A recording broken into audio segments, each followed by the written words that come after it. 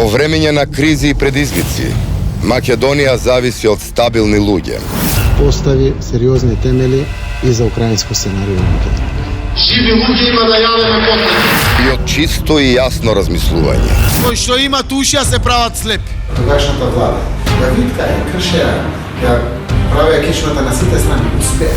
И мирно и свесно расудување и проценка. Мора да одиме преку Охридскиот рамковен договор. Тогаш ќе мора да го смените устав. Кога ќе дојде потребата прагматичен за таа работа, тоа ќе се случи. Затоа што се што е потребно е само еден погрешен чекор. Да, сме разговарала со господин Заев за редефинирање на државата. После мојот состанок со господин Заев, се залагам за федерализација на Македонија. Само еден чекор, една погрешна одлука. Гледам овде, едно село е кантон. И тоа село се одлучува овде за самото село.